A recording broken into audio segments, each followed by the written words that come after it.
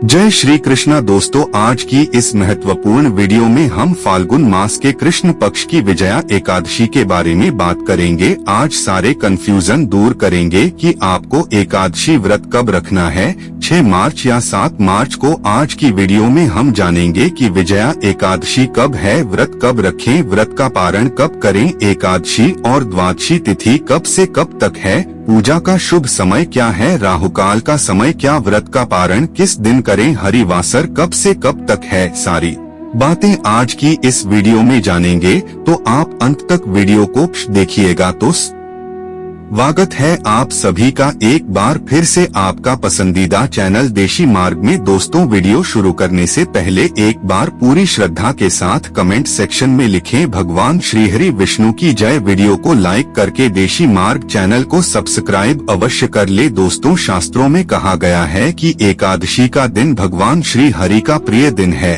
और इस दिन भगवान की पूजा करने से और व्रत करने से भगवान श्री हरि की प्रसन्नता प्राप्त होती है और उनकी भक्ति प्राप्त होती है। दोस्तों, सनातन धर्म में एकादशी का विशेष महत्व माना गया है। भगवत गीता में भगवान श्री कृष्ण ने इस तिथि को स्वयं माना है कि इस पावन तिथि को विधि विधान के साथ भगवान विष्णु के निमित्त पूजा और जितेंद्र होकर व्रत करने वाले भक्तों की सभी मनोकामनाएं पूरी होती है। फाल्गुन मास के कृष्ण पक्ष की एकादशी तिथि को विजया एकादशी के नाम से जाना जाता है। वैसे तो वर्ष भर में 24 एकादशी होती है और जब अधिक मास लगता है तो उस वर्ष में एकादशी की संख्या 26 हो जाती है। हर एकादशी का अपना विशेष महत्व होता है, लेकिन फाल्गुन मास के कृष्ण पक्ष की एकादशी तिथि को विजया एकादशी का एक विशेष महत्व है, क्योंकि पद्म पुराण और स्कंद पुराण के अनुसार स्वयं भगवान राम ने लंका पर विजय प्राप्त करने के लिए इसी एकादशी का व्रत किया था। मान्यता है कि विजया एकादशी का व्रत रखने और विधि विधान से पूजा करने से विपरीत परिस्थितियों भी व्यक्ति के लिए अनुकूल होने लगती है और शत्रुओं पर विजय प्राप्त होती है। उनके बारे में शास्त्रों में लिखा है कि यह व्रत करने से संतान, भूमि दान, अनुदान और गोदान से अधिक पुण्य फलों की प्राप्ति होती है और अंतः प्राणी को मोक्ष की प्राप्ति होती है। यह भी मानता है कि इस दिन इस महान पुण्य दायक व्रत को करने से व्यक्ति को अश्वमेध यज्ञ के बराबर फल मिलता है एवं सभी मनोरथ सिद्ध होते हैं। धार्मिक मान्यता के अनुसार यदि आपका कोई शत्रु आपको परेशान करता है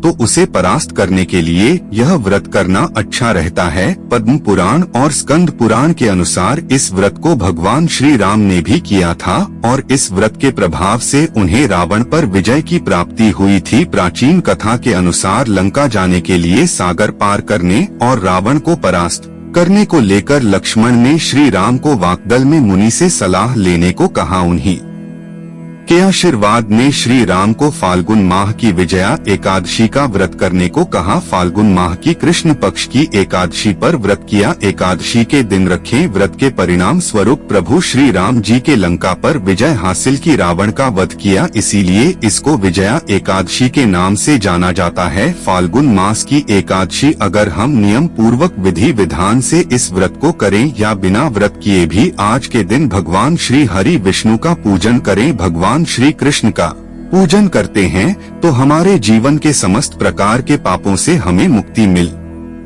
जाती है। चाहे इस जन्म के पाप कर्म हो या पूर्व जन्म के हो, समस्त प्रकार के संचित पाप कर्म होते हैं, उन समस्त पाप कर्मों से मुक्ति मिल जाती है। ऐसे ही पुण्यदायिनी और परम पवित्र तिथि बस अब कुछ ही दिनों में आने वाली है। दोस्तों, एकादशी व्रत की तारीख जानने से पहले जान लेते हैं कि एकादशी की पूजा कैसे करें, क्या है एकादशी की पूजा। वीडियो में संपूर्ण जानकारी दी जाएगी। दोस्तों, अब जानिए कि एकादशी की पूजा आपको कैसे करनी है और विजय एकादशी इतनी खास क्यों होती है।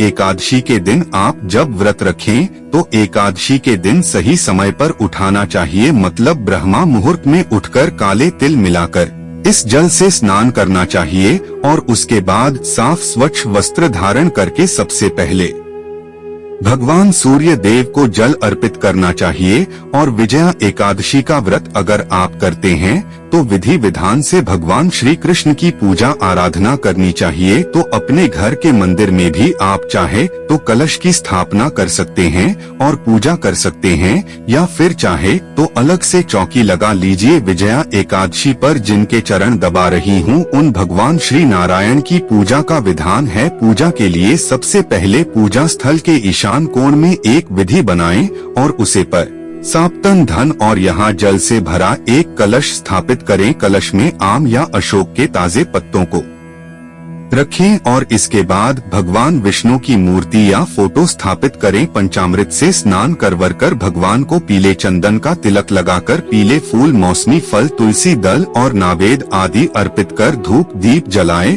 और विजया एकादशी के व्रत कथा सुन आखिर में दीपक कपूर से भगवान विष्णु की आरती करें। यथाशक्ति पूरे दिन व्रत रखें और विष्णु जी के मंत्र ओम नमो भगवते वासुदेवाय नमः का जाप करें। बहुत शुभ माना जाता है। आज के दिन भगवान श्री विष्णु को जो भोग अर्पित किया जाता है बहुत शुभ माना गया है।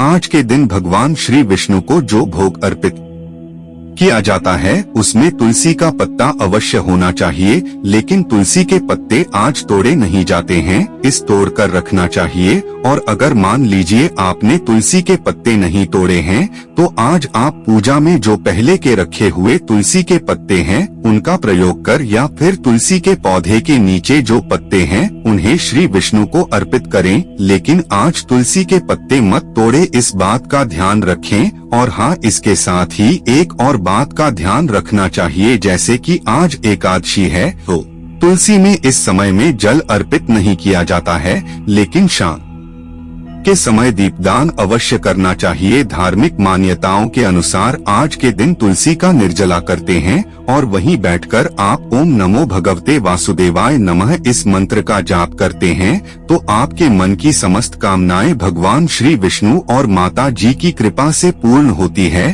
तो एकादशी के व्रत के दिन तुलसी की पूजा अत्यंत आवश्यक होती है और जिस प्रकार से एकादशी के दिन सुबह पूजा की जाती है विधि विधान से, इस प्रकार से शाम को विधि विधान से पूजा आराधना की जाती है। रात्रि में जागरण करना चाहिए क्योंकि शास्त्रों के अनुसार एकादशी की रात को जागरण करने से व्रत का संपूर्ण फल भी आपको प्राप्त होता है और जो भी आपकी मनोकामना है भगवान श्री कृष्ण की कृपा से वह पूर्ण होती है। एकादशी व्रत के दिन आपको ओम नमो भगवते वासुदेवाय नमः इस मंत्र का जाप करना चाहिए या फिर भागवत गीता का पाठ आप कर सकते हैं, गजेंद्र मोक्ष का पाठ कर सकते हैं या भगवान के किसी भी मंत्र का, किसी भी स्तोत्र का आप जाप कर सकते हैं, पाठ कर सकते हैं। और बात करें कि एकादशी के व्रत में क्या खाना चाहिए और क्या नहीं खाना चाहिए, तो देखिए एकादशी का व्रत अगर आप करते हैं तो फलाहार या निर्जल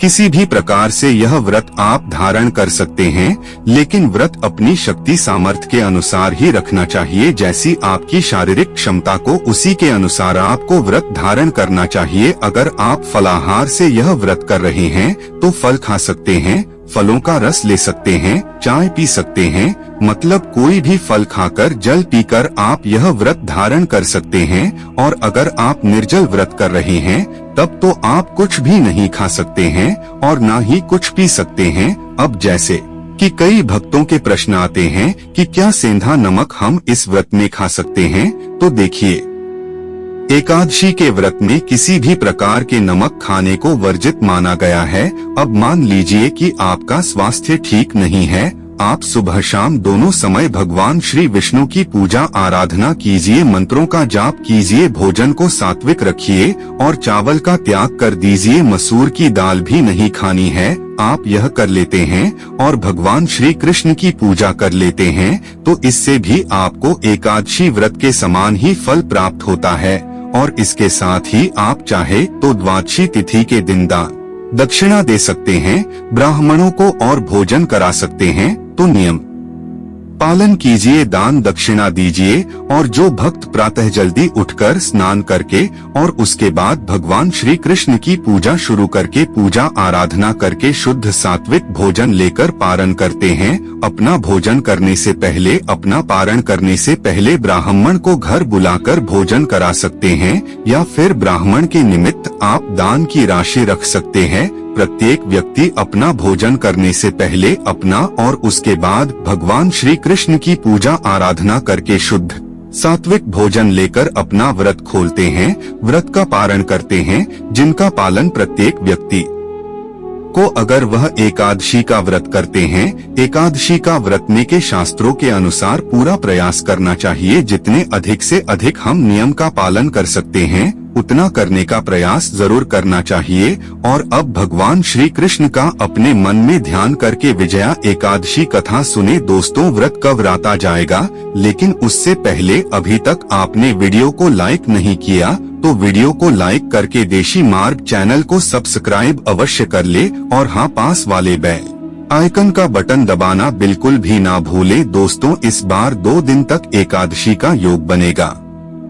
हिंदू कैलेंडर के अनुसार फाल्गुन माह की कृष्ण पक्ष की एकादशी तिथि की शुरुआत 6 मार्च दिन गुरुवार को प्राप्त 4:13 तक मान्य रहेगी। उदय अतिथि के आधार पर विजया एकादशी का व्रत वैष्णव संप्रदाय और साधु सन्यासी 7 मार्च को रखेंगे। एकादशी 2024 पूजा मुहूर्त। जो लोग 6 मार्च को विजय एकादशी का व्रत रखेंगे वह सूर्योदय के साथ ही भगवान विष्णु की पूजा कर सकते हैं, क्योंकि उसे समय से लाभ उन्नति मुहूर्त रहेगा। सुबह में आप 6:41 से लेकर सुबह 9:37 के बीच कभी भी पूजा पाठ कर ले। वही जो लोग 7 मार्च को विजय एकादशी का व्रत रखेंगे वह सुबह में शुभ उत्तम मुहूर्त 6:40 से सुबह 8 के बीच पूजा कर सकते हैं। द्वादशी तिथि समाप्त होने से पहले करना अति आवश्यक है। यदि द्वादशी तिथि सूर्योदय से पहले समाप्त हो गई हो तो एकादशी व्रत का पारण सूर्योदय के बाद ही होता है। द्वादशी तिथि के भीतर पारण न करना पाप करने के समान होता है।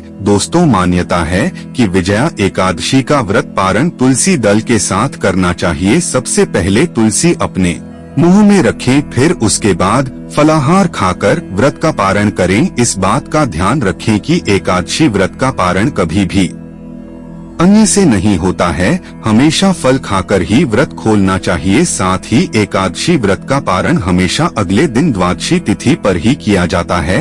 एकादशी की शाम व्रत खोलने से वह अपूर्ण रह जाता है। दोस्तों, यह बात जो मैं आपको बता रहा हूँ उसमें किसी भी प्रकार का संदेह नहीं है, शास्त्र सम्मत जानकारी है। यदि आप गुरु जी को फॉलो करते हैं तब आप उनके अनुसार भी एकादशी का व्रत रख सकते हैं, नहीं तो आप 6 मार्च बुधवार को ही एकादशी का व्रत रखें। एकादशी व्रत पारण के लिए हमेशा ही ताज़ा भोजन का प्रयोग करें। ताज़ा भोजन बनाएं, भगवान को भोग लगाकर ब्राह्मण को भोजन कराकर ही व्रत का पारण करना चाहिए। अगर घर बुलाकर पारण करना संभव न हो तो आज की इस वीडियो में हमने बात की विजय एकादशी के बारे में, जो कि 5 मार्च और 6 मार्च 2002 दिन तक रखा जाएगा। दोस्तों, उम्मीद करता हूँ अब आपको किसी प्रकार का भी कोई कंफ्यूजन नहीं रहा होगा और यह जानकारी शास्त्र सम्मत जानकारी है, इसमें किसी भी प्रकार का कोई संदेह नहीं है। देशी मार्ग चैनल को सब्सक्राइब करके बेल आइकन का बटन अवश्य ही दबा दीजिए।